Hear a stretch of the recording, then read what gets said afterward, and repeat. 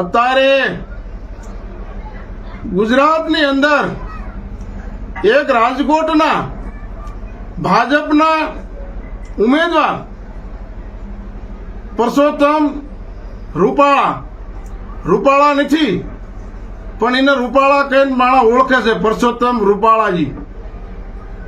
રૂપાલાજી એટલા બધા રોજ ઉઠીને કોકની કોઈ બીજાની ભૂલ કાઢવાની, પોતે શું કરે છે એ નહીં કરવાનું. ભારતના મંત્રી હતા છતાં કોઈ દિવસ આપણે સાંભળ્યું નથી કે આને કામની વાત કરી હોય. ઉઠીને બીજા પક્ષનું, બીજા માણસનું કાયમ એનો જ વિરોધ કરવાનો અને એની જ ભૂલ કાઢવાની. કા રૂપાલાજી કેમ થયું? તમે તો એક શિક્ષક છો, તમે તો સજ્જન માણસ છો. અને ખરેખર આ રૂપાલાજી છે ને એ રાજકીય માણસ નથી, આ તો એક હાસ્ય કલાકાર છે અને આ ડાયરાના માણસ છે. અને ખરેખર હાસ્ય કલાકાર બનવું જોઈએ, ડાયરો કરવો જોઈએ, આ ડાયરામાં હાલે.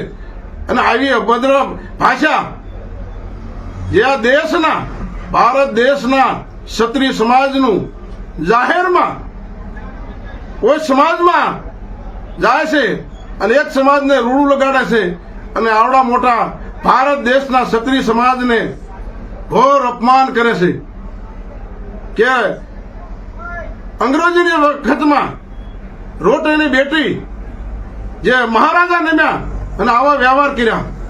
મારે એટલું કહેવું છે રૂપાલાજી, તમને શરમ થવી જોઈએ, શરમ કે દેશમાં રાજા રજવાડાએ અને આ ક્ષત્રિયોએ, રાજપૂતોએ દેશ માટે બલિદાન આપ્યા છે, દેશ માટે માથા આપ્યા છે. પછી ગાયોની વાત હોય કે બેન દીકરીની આબરૂ લૂંટાતી હોય કે કોઈ પણ એક વાત હોય અને ક્ષત્રિય સમાજને ખબર પડે કે આ અન્યાય થઈ રહ્યો છે, ત્યારે હવની પહેલા ક્ષત્રિય સમાજ આવી અને મોર ઉભા રહેતા હોય છે. એટલે એને યાદ કરવા પડે છે.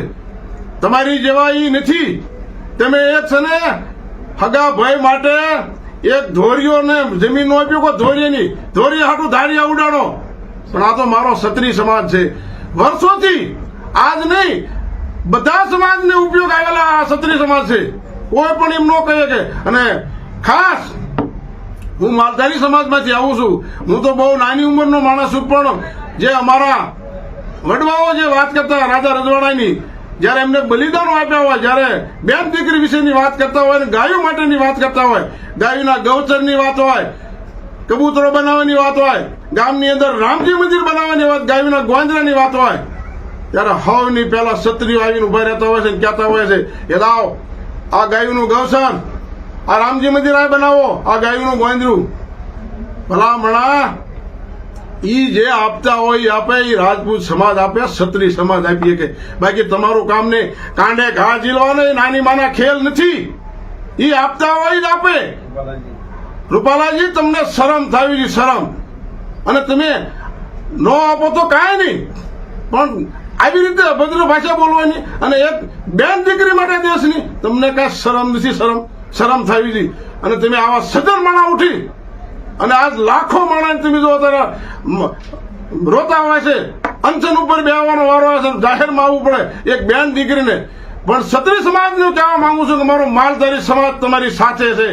જયારે જરૂર પડે ને તારા દેશનો ગરવી ગુજરાતનો માલધારી સમાજ તમારી પડખે ખડે પગે ઉભો છે.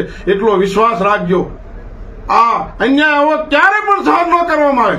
આ તો આ ક્ષત્રિય સમાજનું છે. કાલ સવારે કાલ બીજા સમાજનો, કોઈ નાના સમાજનો અન્યાય થાય છે નહીં.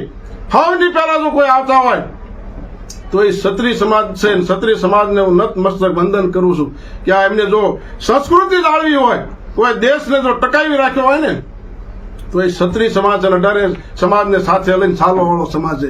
રાજ ઈ કરીએ કે ઈ તો રજવાડાની વાત તો જવા દો, આગી વાત છે. હજી મેં કદાચ રજવાડું નહીં જોયું હોય, પણ કાલ સવારની વાત, રાજકોટ સીટની વાત, કે જયારે નરેન્દ્રભાઈ મોદી સાહેબને લડવાનું થયું, તેથી એ જ રાજપૂત સમાજ વજુભાઈ વાળા સાહેબે કીધું હતું, સાહેબ મોદી સાહેબ રાજકોટમાં આવતા રહ્યો, તમારી સીટ હું ખાલી કરું છું. એ ખાલી કરી બતાવે. એ જ રાજકોટની અંદર ત્યાં જ તમે નગારા ઘા દીધો, ત્યાં જ ક્ષત્રિય સમાજનું જેને સીટ ખાલી કરી હોય, અને ત્યાં જઈને તમે વાત કરો છો કે આ સમાજ આવો આ સમાજ આવો તો આવું ક્યારેય સહન કરવામાં ન આવે. તમે એક સીટ નહીં, તમે કાંઈ પણ ખાલી ન કરી શકો, તમે જાતું કાંઈ ન કરી શકો. અને જે જાતું કરે ને એના નામ રે, રાકાના નામ ક્યાંય ન રે. ભિખારી ભગતી કરે નહીં અને રાકા ભજે નહીં રામ.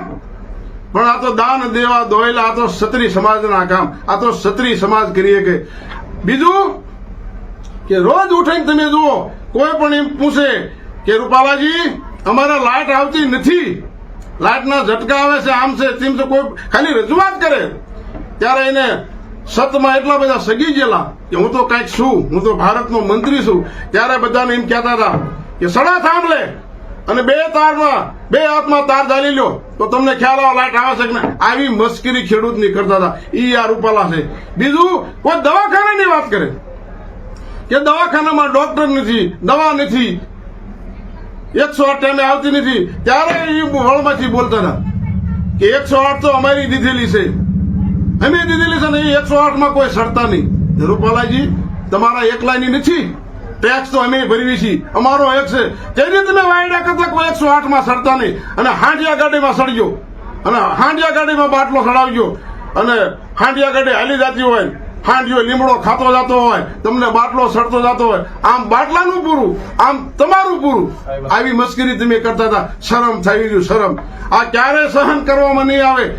રૂપાલાજી તમે જે બોલો છો ને એટલે જ કહેવું પડે કે તમે સહેજ હતા ને એટલે સગી ગયા હતા, એટલે કહેવું પડે. સત કરાવે સાગલાય, લટકું કરાવે લોય, પણ અસત ના આવે જેથી આંસકા તેથી બેઠું બોલાવે નહીં કોઈ. રૂપાલાજી તમને એક સમય એવો હશે કોઈ બેઠું નહીં બોલાવે. જય હિન્દ, જય ભારત, જય દ્વારકાધીશ.